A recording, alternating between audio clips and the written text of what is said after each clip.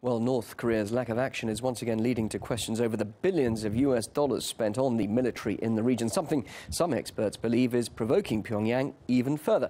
Well, let's take a look now at the figures. Well, according to some estimates, at least $12 billion is spent annually on what the US calls maintaining peace on the peninsula.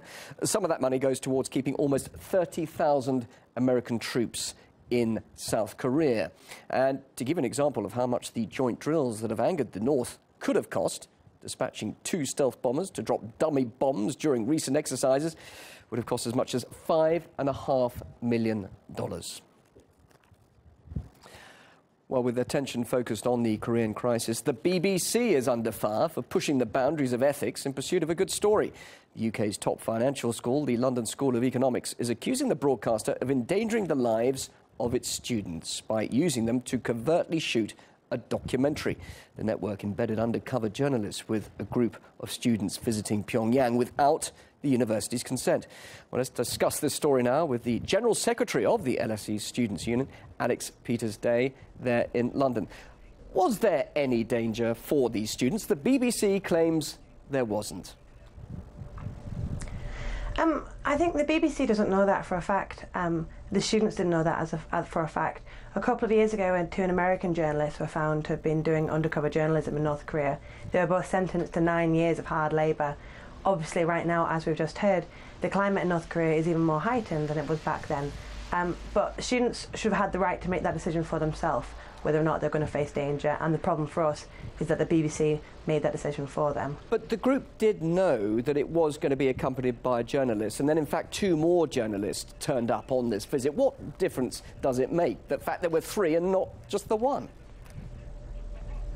I think it makes quite a lot of difference, especially because the group was just told that the 1 journalist would be a print journalist only. It wasn't until they actually arrived in North Korea did they find out that there'll be a documentary which they'll be appearing on. It wasn't until they arrived in Beijing to fly over to North Korea that they were joined by the other journalists. And when we're talking about a trip like this with the risks that are involved, I think it's so important that students would have been briefed at all stages and would have been made aware, and they just weren't in this case. The BBC deliberately withheld information from them. But Alex, some students say yes, they knew all about it, and others say they didn't. So there seems to be a big lack of communication here. How would that happen? I mean, exactly, and I think that proves the point that there should have been standardised information told to every student. All the information was just told verbally to people, so no one had the chance to actually look at anything, to sign any consent forms.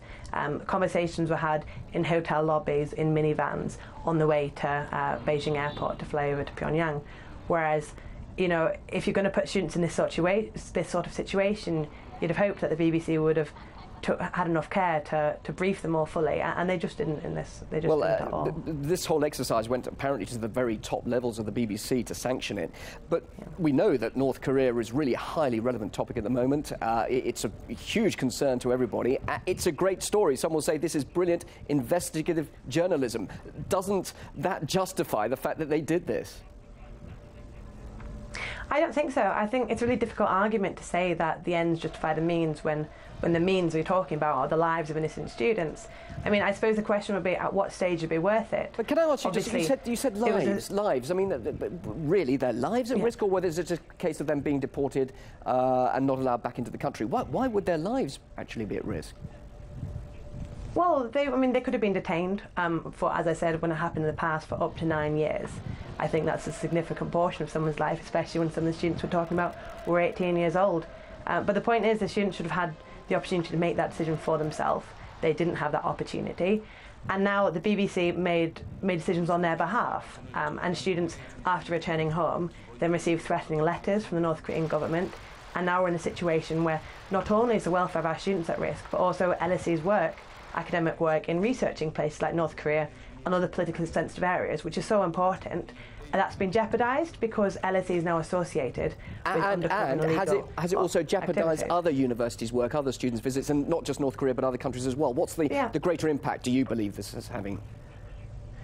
Yeah, this is the problem. So, I mean, undercover journalism and investigative journalism has a huge part to play in our world, and I'm really excited that we can have these opportunities, but I don't think at any stage it's justified using students and also jeopardising potentially all academic work. I know universities in the UK, which represent over 100 universities in Britain, have come out and condemned the BBC for doing that, because it places at jeopardy huge amounts of different academic research. And the problem is, LSE academics and other academics do work into regimes like North Korea, which is really, really insightful, whereas this is a tourist trip. So I'm pretty certain that the information and the footage they'll get will have been the same sort of footage of tourist monuments and statues of Kim Jong-un, when actually the important work that is done by universities in uncovering authoritarian regimes is now at risk and jeopardy. Just briefly and finally, the programme's due to be aired tonight in the UK. Your university, you're saying the BBC should pull the plug, but the fact is everybody's returned safely now. Would it make any difference